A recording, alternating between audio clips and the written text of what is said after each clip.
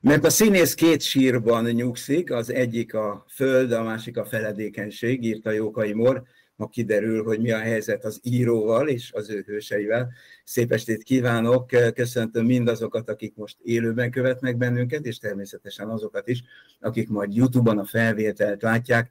Ez egy egészen speciális könyvbemutató, hiszen a szerző, a mai este főhőse Londonban ül, Zubornyák Zoltán. Szia Zoli! Köszöntelek benneteket, köszöntöm a nézőket, hallgatókat, mindenkit. Én Harle Tamás vagyok, és mellettem a Kass Kiadó tulajdonos igazgatója, Kocsis András Sándor. Ölelés mindenkinek. Egyébként nem tudom, hogy szabad-e korrigálni, de nem Londonban ülünk el, hanem Nottinghamben. Nottinghamben, igen. Ez már így ment be a köztudatba, hogy én Londonban 10 évig Londonban sejvaj, persze. Aztán ide. Ma 6 és 7 között Londonban ül, előtte és utána lehet, hogy Nottinghamben. Igen. Ugye a főhős a könyv, mutatom is a kamerával, de látszik mögöttünk, alattunk, fölöttünk, mindenhol. Ennek volt szerencsém a szövegét gondozni Budapesten, egy kicsit még a címhez is van közöm, de talán majd erről esik néhány szó. Hát Zubi, először is gratulálok a nagyszerű novellás kötetethez. Néhány szót azért mondj, légy szíves nekünk arról, hogy hogyan, miként született, de utána majd én szeretnék még visszabarangolni az előző kötetethez is, meg még annyi mindenhez, és hát Andrással meg régen ismeritek egymást, szerintem ő is közbe-közbe kérdez majd. Hát ez a legfontosabb, mert ugye hát neki köszönhetem az elsőt, és az ő támogatásának és bizalmának azt, hogy hát végül is civil a pályán, valaki, aki soha nem írt könyvet közvetve, írogatott, de könyvet nem, és hát ő látott bennem fantáziát, és így lett először az első kötet, és aztán, amikor szóba került ez a második, akkor sem ellenkezett, így mondom szépen. De tényleg, hát anélkül, hogy valaki ne higgyen abban, hogy te képes vagy ezt megírni, megcsinálni, anélkül ez nem megy. Szóval a színházban hozzá vagyunk szokva ahhoz, hogy ez egy csapatmunka, mindenki teszi a dolgát, mindenkinek megvan a maga szerepe, és igazi demokrácia van. Tehát, hogyha te akármilyen jó vagy, ha a világosító melléd világít 1 méterrel, soha nem fog kiderülni, hogy milyen jó vagy, ugye? Igen. És így van, hogy látszólag ugye az ember ül egy szobában és írogat, azt hiszem a Hrabal könyvében az Eszterházy írja, hogy hát hiszem mindig elgondolkozom azon, hogy akik kívülről benéznek az ablakon, és látják, hogy egy pasas egy ceruzavéget rákcsál, és akkor elgondolkoznak, hogy és ebből meg lehet élni? Szóval, hogy azért ez egy team munka, mert azzal együtt, hogy az ember írogat, rengeteg összetevője van, de hát ezt elsősorban a minket néző és hallgató barátoknak, ismerősöknek mondom, hogy tehát ez volt az első, az indítás, hogy ezt Andrásnak köszönhetem végül is. Bocsáss meg, akkor hagyj kérdezzem meg Andrást, aki ugye itt ül, hogy kiadóként látsz egy kéziratot, láttad Zubinak nyilván az előző könyvének a kéziratát, azoknak mondom, akik esetleg nem tudnák, el nem mesélt történetek, itt Majortól, Cserhalmin, Benedek Miklóson át rengeteg klasszikus figura előkerül, a múltból táplálkozol, majd ez kapcsolódik ehhez a könyvethez is. Szóval, hogy mikor érzi meg a szimatot? Egy ilyen tapasztalt könyvkiadó, mint te. Megnéztem a posztjait, tehát maga a tematika írtó érdekes volt, és hát nekem elég szoros kapcsolódás van valami művészvilághoz, hát rengeteg színész barátnő. Egyébként mondjuk el élőadásból, hogy 10 perccel ezelőtt beszéltem Fűre Nikóval, aki nagyon megdöbbent, mondom, mindjárt beszélünk Zubival, azt a hatalmas ölelést és puszit küldök neki. 2 napja hallgattam egy baromi jó versét, épp a YouTube-ból. Szóval a könyvkiadás a világ legkockázatosabb üzlete, mert ugye a teljes kockázatot maga a kiadó vállalja. Valóban egy bizalom kérdése is, meg ráérzés kérdése, de azért tegyünk valamit hozzá. Azért az nyilvánvalóvá vált nekem, hogy az általam meglehetősen jól ismert Péter Figergő, úgymond óvodájában jár az Zubi, vagy járt. Én azt mondom, hogy inkább használjuk a múlt időt. Gondolom Gergőjéknek, Évának sokat köszönhetsz, de már te a lábadon vagy. Az nagyon-nagyon fontos, hogy a Hájó Kovács esete, ugye, hogy írtam, de valami hiányzott, tudod, hogy nem is útmutatás, hanem egy példával tudom ezt szemléltetni. Nekem Zsámbéki Gábor volt az egyik osztályfőnököm a Színművészeti Főiskolán, és mindig azt mesélte, hogy amikor elindult a pályáján, sokszor visszakívánta azokat a főpróbákat, amikor az ő mestere és tanára Nádasdy Kálmán odament a főpróbán a mögéje, megkocogtatta a vállát, és azt mondta, hogy mi ez? Tehát, hogy azt a kérdést mindig feltenni, hogy amit én akarok, amit én szeretnék látni a színpadon, az ott van-e?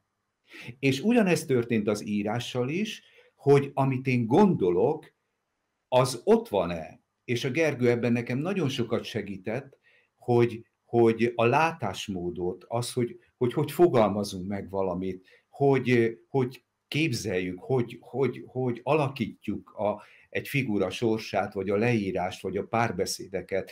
Tehát én egy ilyen látásmódot köszönhetek neki, és ezért jártam az ő mesterkurzusára 1,5 évig, mert rettenetesen élveztem ezt a bizonyos, hogy mi ez. Rákérdezni a hiányosságokra, rákérdezni arra, ha valami nem világos és egyértelmű.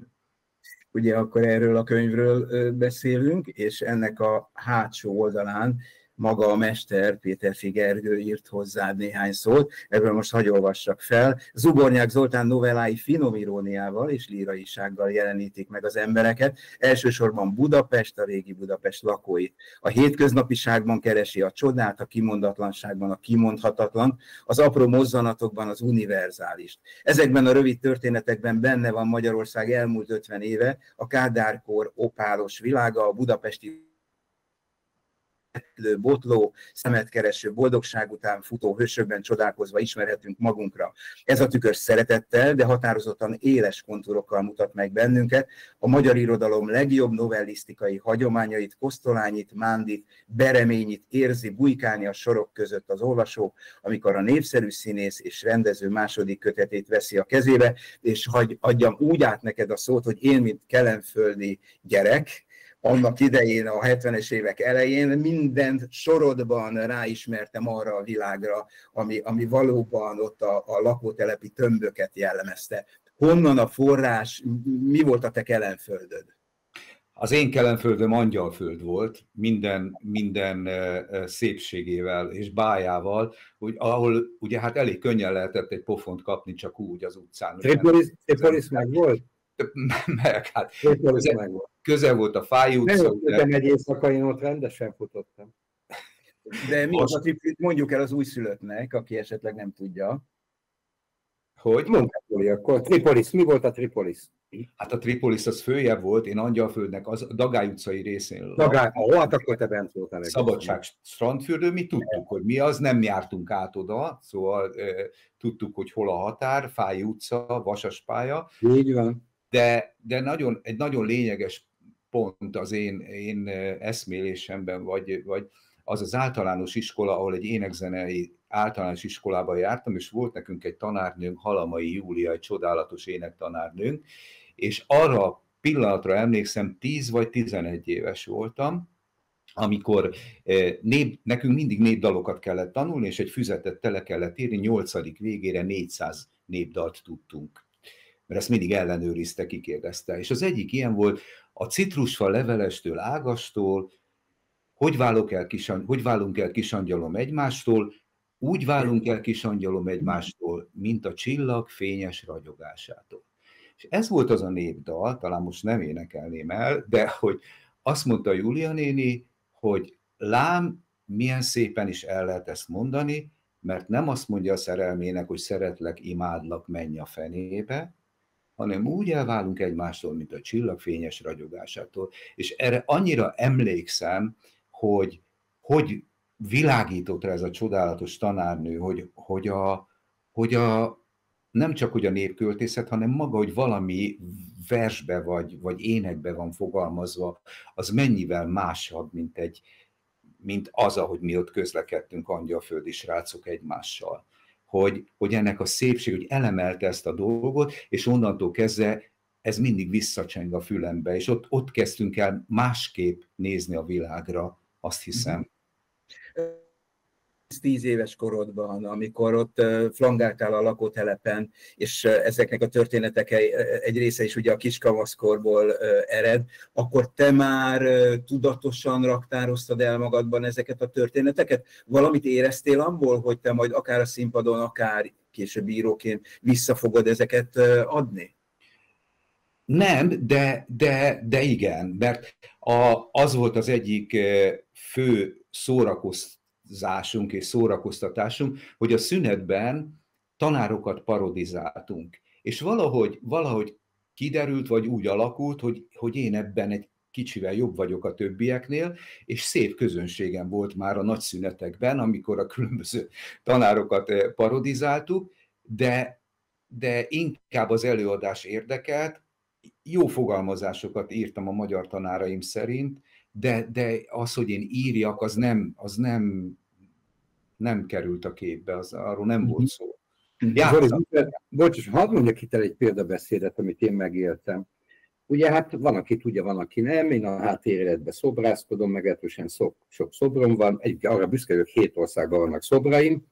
És ugye volt egy idól, akit a család kérésére, sajnos a barátok nevébe én búcsúztattam, Varga Imre. Ha már Londonban vagy, akkor menjél ki megnézni a gyönyörű Bartók szobrát. Ismerem, sokszor jártam. És Imrével nagyon-nagyon szoros baráti kapcsolatban voltunk, atyai barátom volt, és én voltam az egyetlen ember, akinek megengedte, hogy megcsináljam a portréját. Kin is van a múzeumában.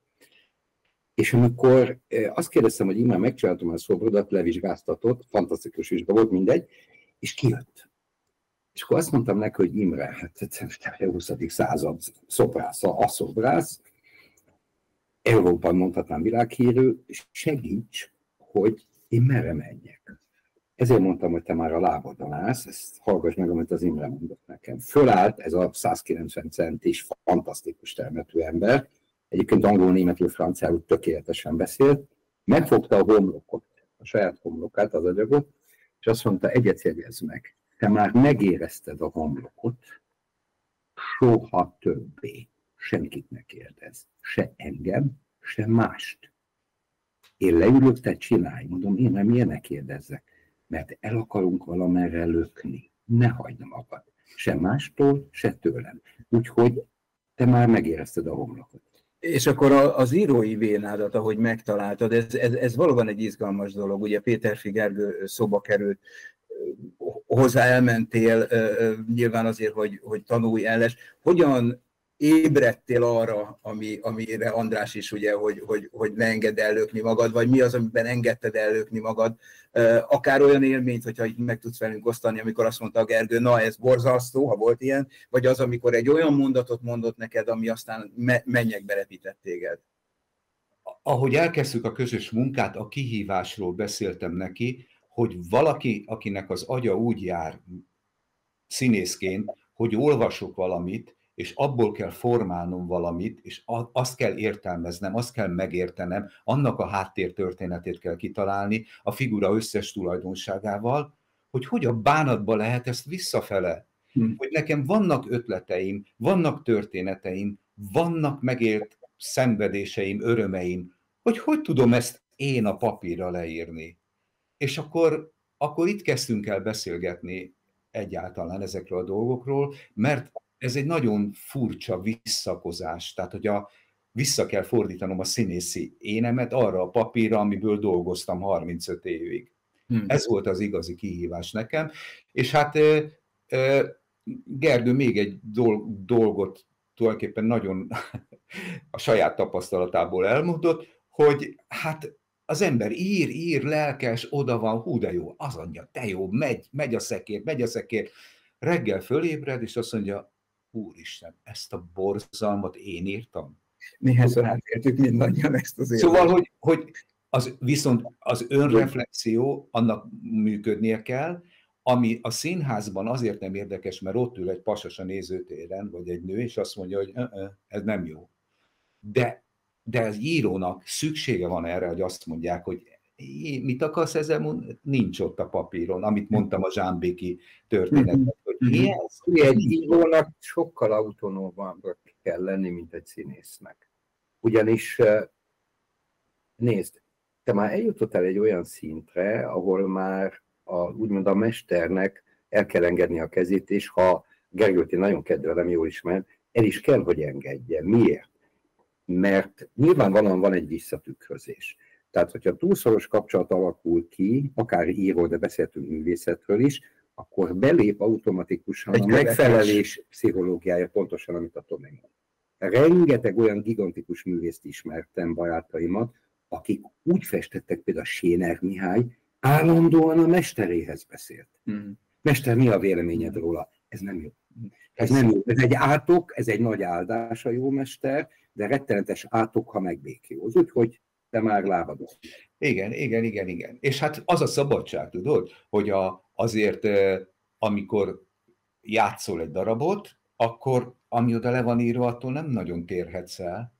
De amikor írod a történetet, egyetlen mondattal meg tudod forgatni az egészet, és egy teljesen más síkra terelni, hogyha akarod. Szóval az a szabadság azért megvan. Úgyhogy... Zoli, nem akarom természetesen a szádba adni, de úgy veszem észre, és ez igaz egyébként az első kötetedre, az el nem mesélt történetekre, de ezekre a figurákra is, hogy te szereted a hőseidet.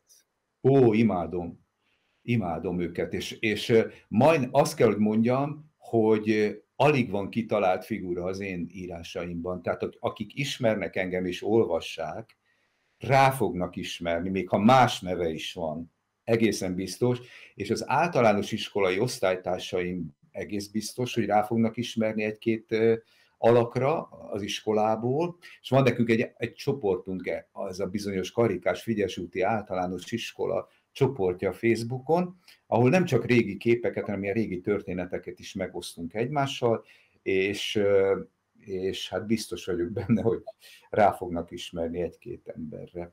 Szeretnék egy kicsit visszakalandozni az életedben, de előtt azért megkérdezem, hogy szeretnél-e a hőseidről, és most ebben a kötetben szereplő hőseidről mondani néhány szót, vagy a novelláidról, vagy pedig ezt hagyjuk függőben, és mindenki vegye szépen a könyvet, és olvassa el?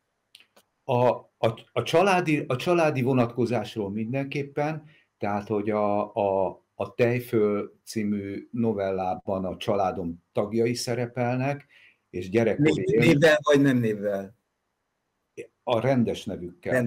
A rendes nevükkel, és tehát igen, és ez gyerekkori történet. Tehát, hogy a nagymamám az egyik főszereplő, aki hát a maga módján azért egy lázadó típus volt, a család különböző tagjai már jó pozícióban voltak a 60-as években, az én unokatestvéreim szüleiről beszélek, de nagymama fellázadt, és azt mondta, hogy ezek a gyerekek, egyidős vagyok az unokabátyámmal, ezek a gyerekek már pedig meg lesznek keresztelve, mert nem halhatnak meg pogány módon, vagy valami hasonló mondattal, és elvitt minket a templomba megkeresztelni, és fölhívtam ezt a templomot, mert anyám emlékezett rá, és valóban megvan a dátum, hogy mikor. Ezt csak arra mondtam, hogy Özvegy Bence Imréné, az főszereplője az egyik novellának, és hát sokáig főszereplője volt az életünknek is. Emlékszel, hogy ezt a novelládat külön elküldted nekem. Igen. És az volt András egy egészen más ember.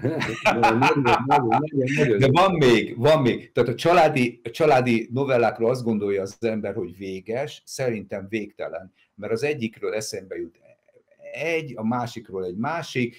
Kiderült, hogy van a családnak egy olyan ága, amit úgy hívnak, hogy Rétmezei, és volt egy felmenőnk, akinek Rétmezei Fortunát volt a neve, és ezt a Fortunát nevet én annyira megkedveltem, hogy használom azóta is, novelláim szereplője, és hát a készülő regényemnek is ő lesz a főszereplője, mert hát ilyen néve, hogy Rétmezei Fortunát szerintem, szóval na, igen.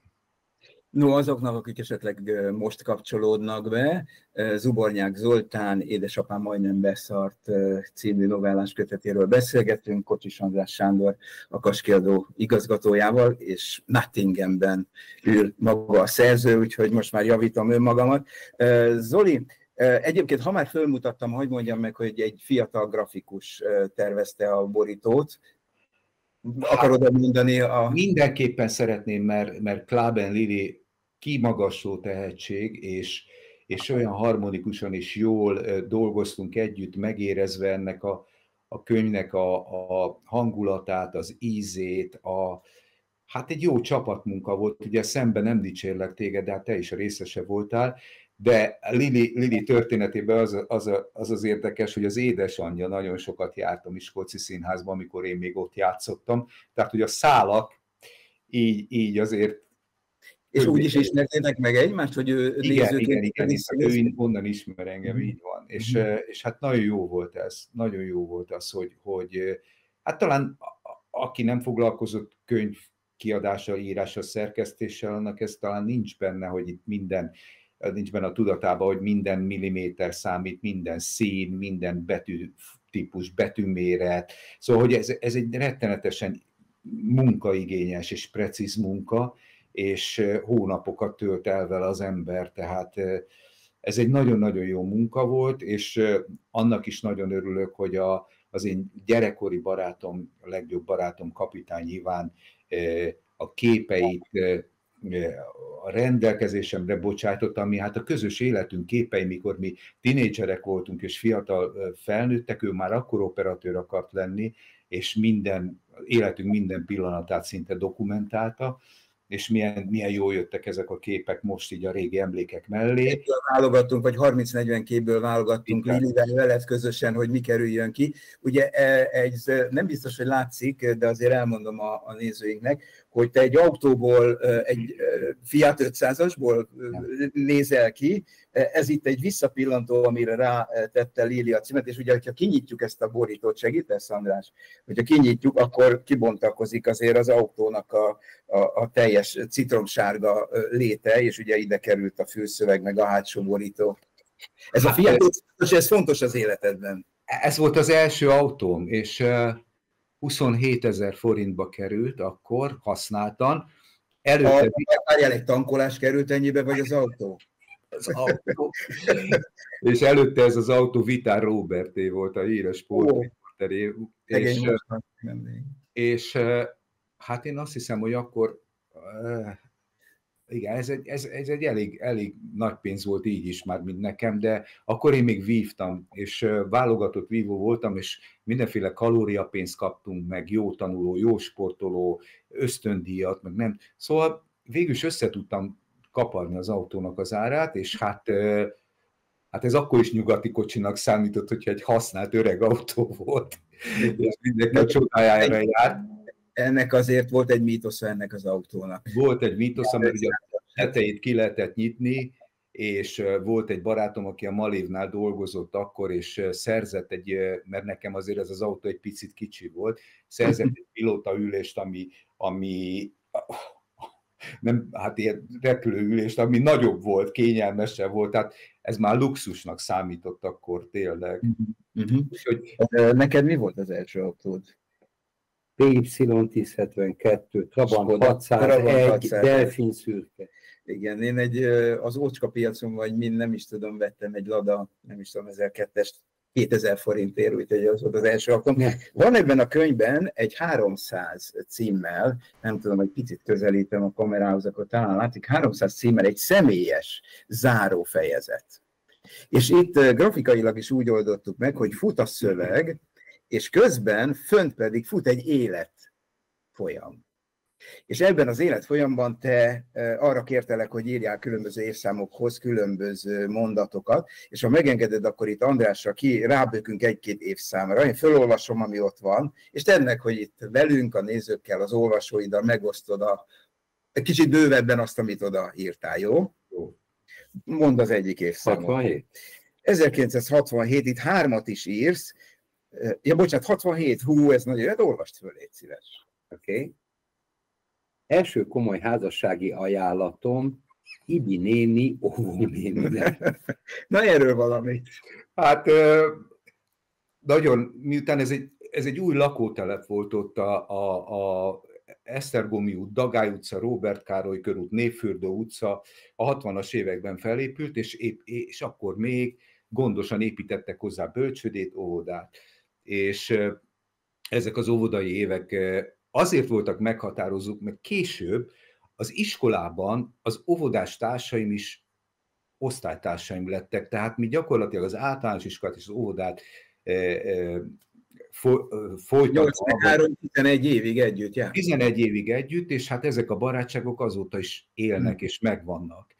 És Ibi néni megvan még? Tessék? Ibi néni megvan még? Nem tudom, mert évekkel később találkoztam vele, de akkor olyan nagy volt a szerelem, még azt is elmondtam neki, hogy hol tartjuk a pénzt otthon. Na látod, ilyeneket kell megírni. Tehát, ja, jó volt. Oké, akkor én választok egy évszámot, jó? Mert ezt nagyon szeretem ezt, hogy 1978, kirúgtak a gimiből, imádom, valamire való író, vagy bukjon meg, vagy rúgják ki, mert nem jól viselkedtem, de egy jobb suliba kerültem, a Rákócziból így lett Dózsa. Hát a Rákócziba azért mentem, mert én akkor jól vívtam, és ugye ott volt sporttagozat, ahova nem volt egyszerű bekerülni, de nagyon vonalas volt az iskola, és tehát ugye a szocialista erkölcsökkel nem összeegyeztethető módon viselkedtünk az osztálykiránduláson, és ezért eltanácsoltak, viszont a Dózsa gimnáziumban, és ez megint egy nagyon érdekes, Féja Géza volt Féja Endre volt az igazgató, akinek az édesapja volt Féja Géza, a kiváló író, és egy nagyon liberális szellemű, a tanári és az igazgató. Egy fantasztikus könyve van Féjának. Igen. Nagyszerű ember volt, és mindig nyitva volt, az be lehetett hozzá menni akármivel, de szóval én nagyon sokat köszönhetek ennek, nagyon-nagyon sokat segített nekem ez a gimnázium, és hát a magyar tanárok kiválóak voltak.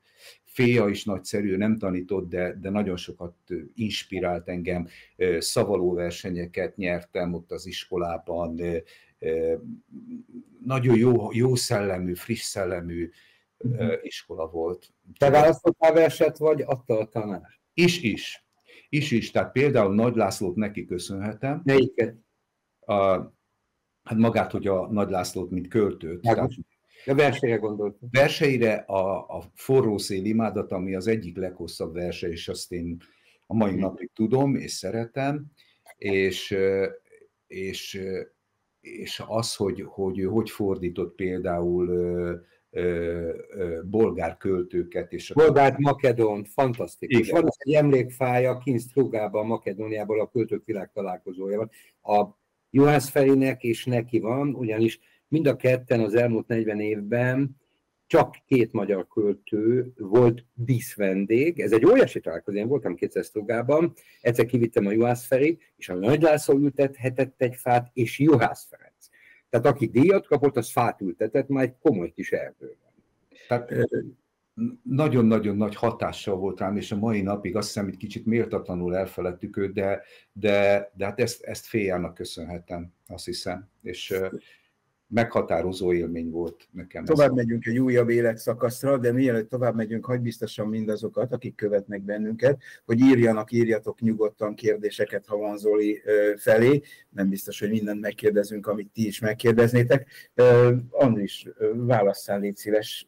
Úgy találomra mondjuk ezt, és olvasd fel, légy szíves, 1985-86. Mert azt gondolom, hogy ez nagyon kellemes emlékezés. A pályaindítás, szakmai gyakorlat a katonában, Cserhalmi, aki most nagyon közeli barátom, Udvaros, Benedek, Básti Júli, Sinkó, Balkai, Atyaisten szegény Balkai, Szacsvai, Gobi, Major, álom, édes álom volt.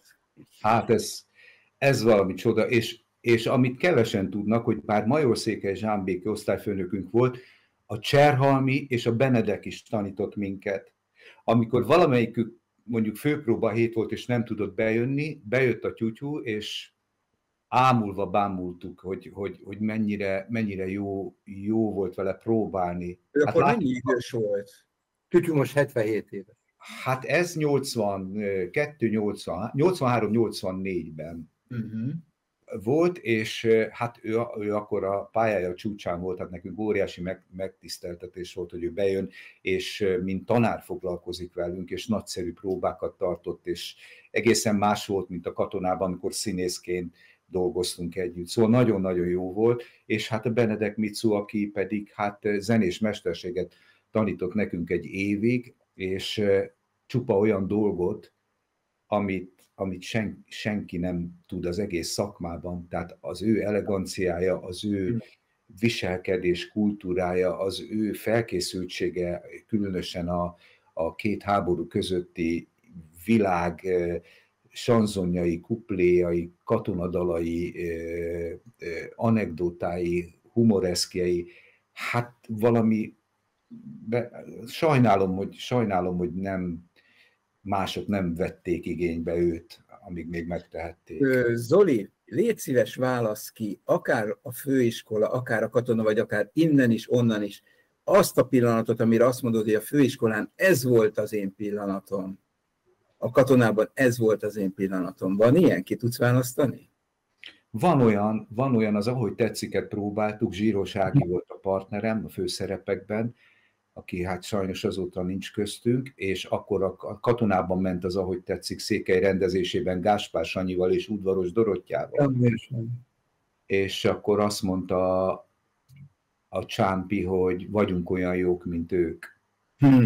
Tehát, hogy bejöttek, akkor az egész katona bejött és nézte a vizsgáinkat, és azt mondta, hogy vagytok olyan jók, mint mi. És ezek nagy dicséretek, tudod, egy főiskolásnak, és ha nem főiskolás vagy is szereted, hogyha egy kollégád megdicsér okosan. Tehát tudod, amikor az hamis, hogy amikor csak úgy gratulálnak, de tudod azt is, amikor tényleg sok munka van benne, és jó. Tehát ez egy olyan pillanat volt, ami egy jó pillanat volt, és Gotár rendszeresen nézte a vizsgáinkat. Nagyon, nagyon jó osztály voltunk, de hát akkor nehéz. Kinek az osztályában jártál? Tessék?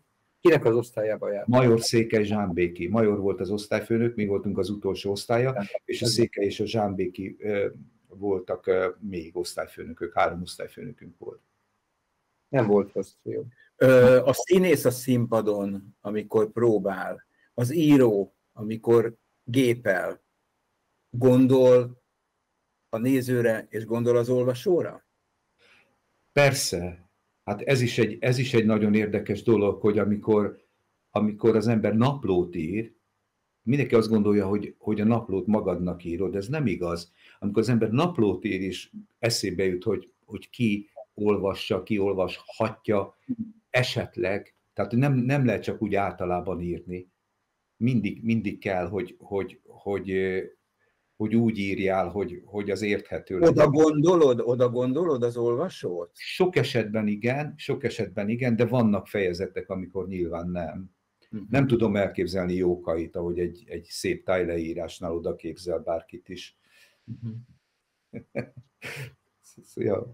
Szóval így. András, amikor szobrászkodsz, akkor oda képzeled azt, aki fogja ezt a szobrot nézni? Egy szempontból igen, ugye én sokat festek, és a Varga Imre, meg a Kokasnáci bácsi elmondta, hogy a Kokasnáci bácsinak élete legnagyobb mondása az, amikor csináltam a portrét, azt mondja, hogy mi a különbség a festmény meg a szobor között, mondom, mit te drága, imádnivaló ember volt, óriási mester. Azt mondta, a festménynek nincs hátulja. Tehát azért kell a szobornál oda képzelni a nézőt, mert az Imre is azt mondta, hogy András, mindig arra gondolj, hogy ezt körbe fogják. Tehát egy szobor 3-dimenziós, egy festmény 2-dimenziós. Tehát így van. Ebben az értelemben igen. Na most, hogy érnek körbe a történetek, hogy mesélünk történetet, mint egy lánclánc, Eszterlánc, hogy a Kokas Ignácnak az akkori felesége tanított nekünk művészettörténetet ebben a bizonyos iskolában, amit említettem. Rajz és művészettörténet, hát megint csak 10 éves lurkóknak, de nagy élmény volt. Na, jönnek kérdések hozzánk, úgyhogy majd megyünk tovább ebben a forgatókönyvben, de azért a nézőké a főszerep. Bence Erika kérdezi tőled, milyen szándék húzódik a kötet címadása mögött, esetleg polgárpukkasztás, megbotránkoztatás, humor, irónia, bár a könyv sok szövegét ismerem, erre nem tudtam választ találni. Hát ezt részben neked kéne megválaszolni, de én azt gondolom, hogy nem árulunk el túl nagy titkot, hogyha elmondom, hogy eredetileg a Szellemlift címet gondoltam volna jónak, ami egy bizonyos hangulatot, a jelenlegi hangulatot és életemet tükröz, és azt gondoltam, hogy ez majd milyen visszatekintésképpen összegez egy bizonyos dolgot az én életemben. De aztán azt te mondtad, hogy azért én ennél egy kicsit humorosabb pasas vagyok, hogy ne legyünk már ilyen összegzőek, meg szomorúak, meg szürkék, és akkor gondolkoztunk a címen. Aztán nekem azért nincs ezzel bajom, és nagyon jó, hogy végülis ezt választottuk, mert a világ annyit változott, hogy a közösségi média megjelenésével olyan szinten átfolyt, hogy is mondjam csak, a közbeszédbe egy picivel több vulgaritás, mint mondjuk 20 évvel ezelőtt. Tehát amikor már szalagcímeken is lehet ilyen címeket adni, olyan címeket, káromkodni. Ez erősen vitatható, de én azt gondolom, hogy nem. Nem, abszolút nem. Sőt, tehát ha csak az lenne, hogy apám, az vulgáris lehetne, de ez az édesapám, ami olyan kedvesen megszólítja az apukádat, és édesapám majdnem, tehát szerintem ez teli találat. Hát egyrészt, másrészt meg azért... Ugye ez egy novella címe a könyvből. Igen, hogy azért ennek ez az édesapám azért bevonult ebbe a magyar kultúrtörténetbe Eszterházy által. Tehát ugye amikor az ember azt írja, hogy édesapám egy irodalmi műben legyen, az akár csak egy novella vagy egy regény, nem lehet kihagyni ebből mindazt az 500 oldalt, ahogy Eszterházy írt, és összefoglalta az összes édesapámukat. Szóval... Ha már itt tartunk, szerintem magunk között vagyunk, és megkérdezhetem tőle, természetesen annyit válaszolsz rá, amennyit szeretnél, hogy az édesapád, ha már egy kötet címe és novella, az édesapádhoz való viszony, és hogy ez mennyire alakított téged, ez mennyire változott, erről elárulható valami? Persze, hát mi nagyon, nagyon furcsa viszonyban voltunk egymással. Talán úgy mondanám, hogy az én álmaim támogatását nem várhattam tőle. És ez nagyon érdekes volt, mert egy pár éve halt meg az apám, és akkor gondoltam, hogy legyünk igazságosak, és gondoljuk végig, hogy mit is köszönhetünk. Persze az ember az apja emlékével, ha él, ha nem él, egész életében viaskodik, de azért örültem ennek a novellának, mert a kevés jó és szép emlékeim közé tartozik. Szóval apám hajós volt, nagyon keveset volt otthon, és ebből a kevés időből keveset töltött velem. Mahart. És ez a hiány, ez tudod, ez pótolhatatlan azért egy ember életében, ez nagyon nehezen pótolható. És ez a novella egy kicsit rehabilitálja, vagy hát nem is... Benned rehabilitálja, édesapám. Bennem rehabilitálja, hogy osszuk igazságosan a lapokat, mert az embernek a sérelmei, vagy a hiánya, vagy a fájdalmai, azok nem vonszolhatók élete végéig, mert semmi értelme nincsen vonszolni. Kassa Tímea kérdezi, ezt inkább lehet, hogy Andrástól kérdezi, nem tőled. Mikor veheted először kezedbe a könyvet? A könyv hétig várnod kell vele? Kedves kiadóigazgató, remélem, hogy a repülő külön kiment, hogy az Uginak már a könyv ott vehessen a kezében. A repülő? Nem tudom. Remélem nem sztrájkolnak. Hát előbb-utóbb ezt megpróbáljuk Zubinak kijuttatni, mert még valóban nem kapta meg. Ezt majd külön megbeszéljük adások kívül, hogy fogunk. Nem, én most adásban kérek egy ígéretet, hogy hány napon belül kapja meg a szerző. Hány napon belül kérek? Hát azt tudod, hogy ha valakinek nincs rá szüksége, az a szerző, mert véletlenül ismeri. Nem, hát azért nem úgy van az. Azért kézbe fogni. És ehhez kapcsolódva Rigó Márta Ilona, vagy Rigó Ilona Márta, ugye ezt nem lehet tudni, tervezed-e, hogy valamikor hazalátogatsz a közeljövőben, és akkor ez már a könyvhöz is kapcsolódik? Hát én nagyon reméltem, hogy már reklámozzuk is a könyvet. Akkor hagyd mondjam én el, persze, hogy jön haza. Én előre elmondom, hogy 12-én lesz egy rádióinterjúja, 12-én 10 és 11 óra között. Júniusban, ugyanis a Heti TV-ben fog adni a Szegvári Patinak egy interjút. A péntek szombaton lesz itthon, tehát 13-án, 14-én, és a mi standunk, tehát a Kaskiadó standja a Dunaparttól lesz a Vigadóval szemben, nagyon-nagyon jó helyen, és persze leadunk egy hivatalos dedikálási időpontot, mert a katalógusba le kell adni, de ez annyit jelent, hogy annyit leszel ott kint velünk, amennyit akarsz, és amennyit szeretnél eltölteni, és reméljük, hogy jön. Jó társaságban röpül az idő. Így van. Zoli, ugye mind a két könyved, az első, ami a színházi berkekről szól, mind pedig az édesapám majdnem beszart, ugye ez a novellás kötet, a múltban, mondhatjuk azt is, hogy a régmúltban időz. De vajon Londonban, és nem tudom hány éve is Londonban nem mászkálnak olyan figurák, amik egy novellás kötetre, vagy egy regényre való, vagy legalább egy detektív sztorira alkalmat adnak egy írónak? Tomi, bocsánat, hadd javítsalak ki, szerintem azért költözött Nottinghambe, mert gyerekkorában Robin Hood szeretett volna lenni, és ezért ment Nottinghambe, ha már Robin Hoodról beszélünk, és most most Robin mondtam.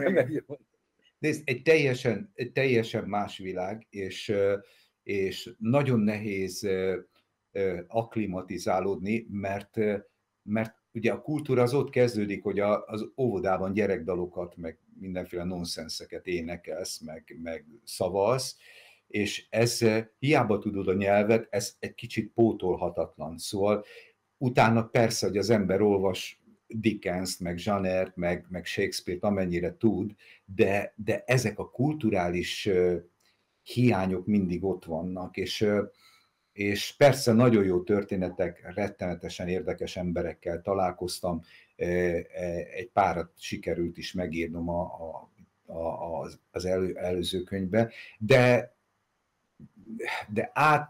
olyan, mint egy kicsit nem érintik meg a te írói lelkedet ezek a figurák? Áthatolhatatlan, teljesen más világ, teljesen más az emberi kapcsolatok és viszonyok mélységei. Tehát az angolokkal nagyon nehéz. Ha 15 évig ismered, nekem nagyon kevés angol barátom van, de nagyon nehéz velük magyar értelembe vett mély kapcsolatot kialakítani. Tudod? Hát, De... Jó, bocsánat, csak azért szakítalak, mert ugye 1 órásra hirdettük ezt a találkozót, szerintem nem is kell tovább, mindenki vegye meg a könyvedet, és 13 percünk van, és még említetted, hogy mindenképpen szeretnéd elmondani, hogy kiknek köszönheted, hogy megszületett ez a könyv, de mielőtt ez sorra kerülne, kérdezi valaki, hogy dedikálás lesz, mondd el még egyszer, légy szíves az időpontot, hogy mikor lesz a dedikálás Zolinak. Zolival megállapodtunk egy szombati időpontban, benne lesz a katalógusban. Június, igen, 13. az péntek, 14-én, de nagyon remélem, hogy sokat lesz Zubi velünk. 4 óra a hivatalos. 4 óra, így van, de ott leszel többször, és még egyszer mondom, Vigadóval szembe leszünk a Dunapartnál, ott a 2-es villamosnál, úgyhogy mindenki szeretettel várjuk. Jó, és meg kell kérdeznem, hogy mennyire vagy lekenyerezhető. Fölolvasom az üzenetet. Nézd, ha a palacsintáról, gombócról, ilyesmiről van szó, akkor nem jársz messze az igazságtól. Kérlek szépen, Birkás Balázs, nem tudom, hogy ismerős. Akkor rétesről van szó. Andis, olvast föl, légy szíves. Balázs csinálja a legjobb rétes Budapest. Hol van a Balázs? A legalsó. Szeretnék egy dedikált példányt, természetesen meghálálom neked, szeletrétetsel a kedvenc. Néhány szeletre. Azt hiszem, látod, fut a szemem. Igen. Így van. Réteseződben. A kedvenc réteseződben. Így van. Áll az alkú, csak hogy tudjuk üzenni Balázsnak. Áll az alkú? Persze, természetesen. Jó. Ez visszautasít. Ami sütemény, az a gyengém sajnos. Edes Balázs a kiadó is várja a felajánlásokat. De nem szerepel darabon. No, Zoli, akkor szerintem azt a listát, amit itt még a beszélgetésünk előtt mutattad, hogy egy listára felírtál embereket, ha úgy gondolod te is, akkor folytassuk ezzel, nehogy ez lemaradjon. Nézd, mindenkit megemlítettem tulajdonképpen, de volt nekem két állandó munkatársam, így mondanám, Erdődi Juhász Ágnes, aki aki mindig ilyen első olvasó, és nagyon szigorú velem, de nagyon, nagyon jókat mond, és nagyon, nagyon köszönöm neki a segítségét és a tanácsait. És Erdős Judit a másik, aki pedig mindig kijavítja az én elütéseimet, hibáimat, nagyon kedvesen, olyan jól csinálják ez a két hölgy, hogy soha nem tudok megsértődni, soha nem bántó, amit mondanak, és hát ilyen segítőtársak nélkül nem lehet dolgozni szerintem. Oké, és akkor zárásként a jövőről beszéljünk, nem arról a közeljövőről, hogy jössz Budapestre, és akkor természetesen a Kas Kiadónak a Vigadó téren leszünk, ugye? Ott a Ficakban, hanem tudom, hogy dolgozol már egy következő könyvön, ami nem novella, nem a saját életednek a különböző történetei, hanem valami olyan, ami igazi írói elmélyülést kíván, például, hogy menj el Spanyolországba 3-4-5 hétre vagy hónapra, és írd meg, amit meg kell írnod, szóval mi ez? Hát, ugye, én nagyon sokat játszottam vidéki színházakban, tehát Miskolcon, Egerben, Kecskeméten, Békéscsabán, Tatabányán, tehát nagyon, nagyon sok helyen játszottam, a Nemzetiben egy évet, Vidám Színpadon, tehát nagyon sokféle, és hát nagyon sok élmény ért, és nagyon sok találkozás, nagyon sok dolog történt velem, és hát van egy nagy regényi terjedelme ennek, ez a bizonyos Rétmezei Fortunát és az ő hányattatásai ezen a pályán, aminek hát természetesen kihagyhatatlanul van egy magánéleti vetülete is, ugye ezzel is az ember egész életében küzd, nem merem ezt a szót használni, hogy küzd, de hát vannak kihívások, így mondanám. Vannak leküzdendő akadályok. Tehát én dolgozom ezen, és remélem, hogy egyszer lesz időm megírni ezt amúgy aminek ki kell jönni, az ki fog jönni. Szerintem egy klassz kiadód már van, tehát a kézirat gondozása azon ne legyen gondod. Nagyon szépen köszönöm, nehogy benne maradjon bárkiben bármi gondolat. Kocsis András Sándor Kas Kiadó tulajdonos igazgatója, szeretnél-e bármit így zárásként? Annyit, hogy Zoli egy állati klassz ember is. Ugyanis nekem volt egy problémám, írtam egy anyagot, és 3, nevezzük ellenzéki médiumnak, nem merte leközölni, és én fölhívtam Zolit, hogy Zoli, már különben több ezeren nézték meg, ezt mondtam Zolinak, nem mondanád fel, mert egyszerűen nincsen publikációs lehetőség, ez volt délután 3:30 felé, és azt mondta, hogy hazamegyek, megcsinálom, 36 perc, és olyan 10 óra fel már is küldted. És nagyszerű, és nagyon sokan nézem, úgyhogy én nagyon hálás vagyok ezért neked külön. Azon kívül ne sokat halogasd, nem kell kapkodni, de ez lesz a nagy falat. Tehát, hogy egy regénybe kezdesz. És legyél nyugodtan bátor, és ha adhatok egy tanácsot, senkit ne kérdezz, se került senkit. Indulj el az utadon, ha 1-2 emberben megbízol, konzultálj velük, de te már ott vagy a pályán, úgyhogy menj tovább. Azért, hogyha egy jó címre szükséged van, hívják fel. Mindenképpen, és hát ugye mindenkit felsoroltam, de hát nektek is köszönöm, és remélem, hogy ez a sok név, ez a sok munka kellő és méltó rezonanciát kelt az olvasóinkban, úgyhogy szeretettel várok mindenkit a dedikálásra, és nekem lehet írni egyébként is a privátban a véleményeteket, az észrevételeiteket, a tanácsotokat, meg hogy hatott rátok, melyik volt a kedvenc novellátok, ez nagyon érdekel. Facebookon egy írói oldalat gondolom van, ahova lehet írni, ugye? Hát a könyv címe az az oldal, és ez publikus, tehát ez nem egy zárt csoport. A könyv címe maga a Facebook csoport, ahova bármilyen kérdésre szívesen válaszolok. Kedves nézőink, mindazok, akik élőben követtek bennünket, mindazok, akik majd felvételről látják ezt a különleges online könyvbemutatót, amelyen a szerző nem Londonban, hanem Nottinghamben, az írói foteljében csücsül, és dicsérd meg létszes a kutyádat, mert itt a előpróbák során beleugatott, viszont most nagyon csöndben maradt, úgyhogy gratulálok a kutyushoz is. Nagyon szépen köszönjük, Zubornyák Zoltán volt a vendégünk, aki második könyvében egy novellás kötetet kínál az olvasóknak. Mivel ismerem a kötetet, mondhatom, hogy ragyogóbbnál ragyogóbb novellák sorakoznak benne, mindenkinek jó szívvel ajánlom. Kocsis András Sándornak, a Kas kiadó vezetőjének köszönöm szépen, sűrű heted volt, most ebben nem tudunk belemenni, de hiszen megjelent 3 tényleg klasszis könyv, közte az Zolié, és már tervezitek az újabb 10-et. Nagyon szépen köszönöm a figyelmet, olvassanak sokat, elsősorban novellás kötetet, és ha már novellás kötet, elsősorban Zubornyák könyvet. Viszontlátásra!